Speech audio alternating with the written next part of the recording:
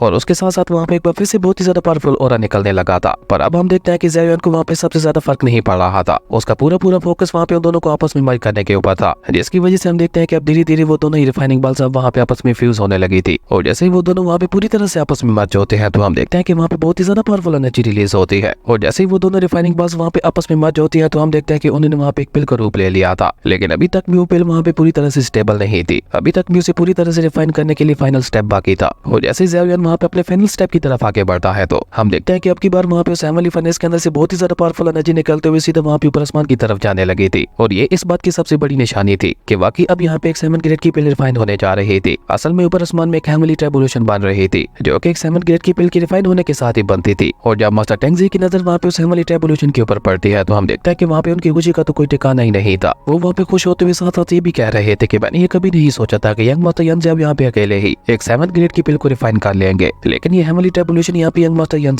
की refining process में बाधा डाल सकती है, इसलिए मुझे यहाँ पे उनकी मदद करनी होगी। और अभी मास्टर टेंगजी वहाँ पे ये सब कह ही रहे थे कि तभी हम देखते हैं कि उस हेवनली ट्रिब्यूलेशन से वहाँ पे काफी ज्यादा पावरफुल लाइटिंग स्ट्राइक होने लगी थी, जो देखकर हम देखते हैं कि मिस टेंग को भी वहाँ पे ज़ेवियन की काफी ज्यादा चिंता होने लगी थी। इसलिए वो जल्दी से अपने पिता से कहती है, फादर प्लीज आप जल्दी से जाकर यंग मास्टर यंग की मदद कीजिए, क्योंकि ये लाइटिंग स्ट्राइक तो धीरे धीरे और भी ज्यादा खतरनाक होती जा रही है। अपनी बेटी की ये बात सुनकर हम देखते हैं कि मास्टर टेंगजी भी वहाँ पे ज़ेवियन से कहते हैं, यंग मास्टर यंग आप अपना सारा फोकस उस पिल को रिफाइन करने के ऊपर लगाइए, इस हेवनली ट्रिब्यूलेशन से आपकी रक्षा करने की जिम्मेदारी मेरी है। मास्टर टेंगजी की ये बात सुनकर हम देखते हैं कि ज़ेवियन उन्हें वहाँ पे मना करते हुए कहता है कि आपको यहाँ पे कुछ भी करने की कोई जरूरत नहीं है, मैं तो न जाने कब से इस हेवनली ट्रिब्यूलेशन का इंतजार कर रहा था। पर अभी ज़ेवियन वहाँ पे ये सब कह ही रहा था कि तभी हम देखते हैं कि वहाँ पे उसके ऊपर भी थंडर लाइटनिंग होने लगती है, लेकिन वो वहाँ पे ज़ेवियन को हिट कर पाती है उससे पहले ही ज़ेवियन ने वहाँ पे अपनी स्टोरी रिंग के अंदर मौजूद अपने अतिमन पपेट को बाहर निकाल लिया था, जिसने बाहर आते साथ ही जल्दी से आगे बढ़ते हुए जाकर वहाँ पे उस थंडर लाइटनिंग के ऊपर एक बहुत ही ज्यादा पावरफुल पंच मारते हुए उसकी दिशा को वहाँ पे मोड़ दिया था। अब ये देखकर उन सभी लोगों को वहाँ पे एक बार फिर से बहुत बड़ा झटका लगता है। वो सभी लोग वहाँ पे हैरान होते हुए कहने लगे थे, क्या इस लड़के के पास एक दाऊ ज़ोंगली आलम के डीमन पपेट भी है? जबकि वहीं दूसरी तरफ हम देखते हैं कि ज़ेवियन के उस डीमन पपेट ने वहाँ पे उस हेवनली ट्रिब्यूलेशन की सारी एनर्जी को अपने ऊपर लेते हुए वहाँ पे उसे ऑब्जर्व करना शुरू कर दिया था। और उस हेवनली ट्रिब्यूलेशन की एनर्जी को ऑब्जर्व करने की वजह से हम देखते हैं कि उस डीमन पपेट की एनर्जी तो वहाँ पे और भी ज्यादा बढ़ चुकी थी और वो दोबारा वहाँ पे नीचे ज़ेवियन के पास आ गया था, जहाँ उसकी एनर्जी को महसूस करके ज़ेवियन भी वहाँ पे खुश होते हुए कहता है कि मेरा डीमन पपेट तो पहले से भी ज्यादा स्ट्रॉन्ग हो गया है। और ये कहकर ज़ेवियन वहाँ पे मास्टर टेंगजी की तरफ अपना हाथ आगे बढ़ाते हुए कहता है, मास्टर टेंगजी मैंने आपके भरोसे को टूटने नहीं दिया, मैंने आपके लिए 7 ग्रेड की फायर बुद्धा पिल को रिफाइन कर लिया है। और ये कहकर जैसे ज़ेवियन वहाँ पे अपना हाथ खोलता है तो हम देखते हैं कि उसके हाथ के अंदर एक एनर्जी बॉल थी, जो कि असल में वही 7 ग्रेड की पिल ही थी। उस पिल को देखकर तो वहाँ पे किसी को अपनी आंखों पे यकीन ही नहीं हो रहा था कि वो लोग बाकी अपनी आंखों से एक 7 ग्रेड की पिल को देख पा रहे हैं, क्योंकि कुछ लोग तो अपनी पूरी लाइफ में एक 7 ग्रेड की पिल को नहीं देख पाते थे। उसके बाद सीन चेंज होता है और हमें बर्निंग फ्लेम वैली की मेन हॉल का सीन दिखाया जाता है, जहाँ ज़ेवियन ने तो अपनी शर्त पूरी कर दी थी, पर अब बारी थी मास्टर टेंगजी की, इसलिए वो वहाँ पे ज़ेवियन को 3 मिस्टीरियस स्काई फायर टेक्निक देने के लिए अपने एल्डर्स को मनाने की कोशिश कर रहे थे। लेकिन हम देखते हैं कि वो एल्डर्स तो इसके लिए मानने को तैयार ही नहीं थे, जो देखकर मास्टर टेंगजी अब की बार वहाँ पे थोड़ा गुस्से से उन दोनों एल्डर्स से कहते हैं कि यंग मास्टर यंग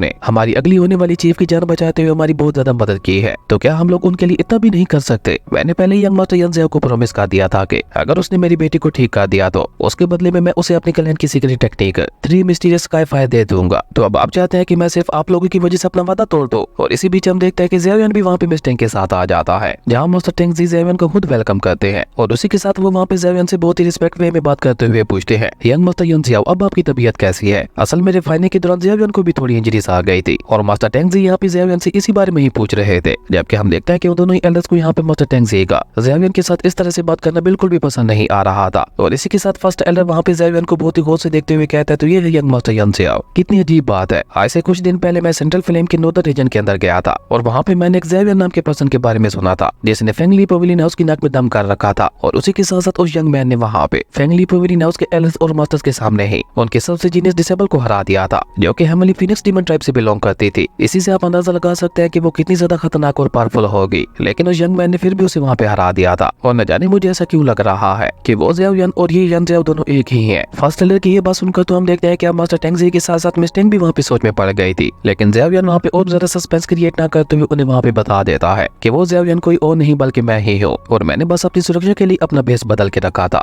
पर अगर फर्स्ट एल्डर को मेरा इस तरह से भेस बदलना पसंद नहीं आ रहा तो मैं अभी इसे हटा देता हूँ। और ये कहते हुए हम देखते हैं कि ज़ेवियन ने वहाँ पे अपना फेस मास्क हटा दिया था और जैसे ही मिस टैंक की नजर वहाँ पे ज़ेवियन के फेस के ऊपर पड़ती है तो वो तो वहाँ पे उसकी खूबसूरती में ही खो गई थी। लेकिन तभी सेकंड एल्डर वहाँ पे खड़ा होकर ज़ेवियन के ऊपर इल्जाम लगाते हुए कहता है कि अगर इसके यहाँ पे कोई भी बुरे अटेंशन नहीं थे तो इसने यहाँ पे अपना भेस बदल के क्यों रखा हुआ था। और सबसे बड़ी बात तो यह है कि इसके बारे में मैंने ये भी सुना है कि इसने फेंगली पवेलियन हाउस से उनकी सीक्रेट टेक्निक जिसका नाम 3000 थंडरबोल्ट टेक्निक है वो चुरा ली थी और उसी वजह से फेंगली पवेलियन हाउस इसके पीछे पड़ा हुआ था। लेकिन अब ये यहाँ आ गया है और अब इसकी नजर हमारी बर्नी फिल्म वैली की सीक्रेट टेक्निक के ऊपर है। आखिर तुम्हें दूसरी क्लास की सीक्रेट टेक्निक में इतना ज्यादा इंटरेस्ट क्यों है? मुझे तो लगता है कि तुम्हारे अंदर पावर की कुछ ज्यादा ही भूख है जो कि दिन ब दिन और भी ज्यादा बढ़ती जा रही है। लेकिन अभी सेकंड एल्डर वहाँ पे ये सब कह ही रहे थे कि तभी हम देख रहे हैं कि मास्टर टेंगजी वहाँ पे थोड़ा गुस्से से उसे वहाँ पे रोकते हुए कहते हैं, यंग मास्टर यंग हमारी बर्नी फिल्म वैली के गेस्ट है और आप बर्नी फिल्म वैली के एल्डर होते हुए उनके साथ ऐसा बिहेव कैसे कर सकते हैं। और इसी के साथ फर्स्ट एल्डर भी वहाँ पे खड़े होते हुए मास्टर टेंगजी से कहते हैं कि अब आप जब अपना मन बना ही चुके हैं तो हमें भी इससे कोई भी आपत्ति नहीं है। लेकिन अगर आप यंग मास्टर ज़ेवियन को हमारी बर्नी फिल्म वैली का कोड डिसेबल बनाना चाहते हैं तो उसके लिए इसे हमारे कोड डिसेबल का टेस्ट भी देना होगा। फर्स्ट एल्डर की ये बात सुनकर हम देखते हैं कि मास्टर टेंगजी उन्हें वहाँ पे रोकना तो चाहते थे लेकिन ज़ेवियन ने उन्हें वहाँ पे रोकते हुए चुप करवा दिया था और वो खुद वहाँ पे कोड डिसेबल के टेस्ट को देने के लिए तैयार हो गया था। उसके बाद सीन चेंज होता है, हमें एक बार फिर से बैटल अरीना का सीन दिखाया जाता है क्योंकि आज यहाँ पे ज़ेवियन की कोड डिसेबल का टेस्ट होने वाला था। और यहाँ पे हम देखते हैं कि फर्स्ट एल्डर ने बहुत ही चालाकी से ज़ेवियन को टेस्ट करने के लिए सेकंड एल्डर का नाम रिकमेंड कर दिया था। वो वहाँ पे सभी के सामने अनाउंस करते हुए कहते हैं कि अगर ज़ेवियन ने यहाँ पे सेकंड एल्डर के 10 अटैक्स को झेल लिया तो हम उसे अपने बर्नी फिल्म वैली का कोड डिसेबल बना लेंगे। और अभी फर्स्ट एल्डर वहाँ पे ये सब कह ही रहे थे कि तभी हम देखते हैं कि अचानक ही सेकंड एल्डर वहाँ पे जंप करते हुए सीधा वहाँ पे बैटल अरीना के अंदर आ गए थे। असल में सेकंड एल्डर को तो पहले से ही ज़ेवियन से कुछ ज्यादा ही नफरत थी और अब उन्हें यहाँ पे अपनी नफरत मिटाने का एक मौका भी मिलने वाला था, इसलिए वो कहाँ पीछे रहने वाले थे। जबकि ये सब देखते हुए मिस टेंग वहाँ पे अपने पिता मास्टर टेंगजी से कहती है, फादर कोड डिसेबल के टेस्ट के लिए तो किसी कोड डिसेबल के साथ ही फाइट की जाती है ना, तो फिर यहाँ पे यंग मास्टर ज़ेवियन के साथ सेकंड एल्डर क्यों फाइट कर रहे हैं? ये तो ज़ेवियन के साथ नाइंसाफी है। लेकिन अभी मिस टेंग वहाँ पे ये सब कह ही रही थी कि तभी हम देखते हैं कि ज़ेवियन उन्हें वहाँ पे शांत करवाते हुए कहता है, मिस टेंग प्लीज आप चिंता मत कीजिए, उस 3 मिस्टीरियस स्काई फायर टेक्निक को हासिल करने के लिए मैं इतना तो कर ही सकता हूँ।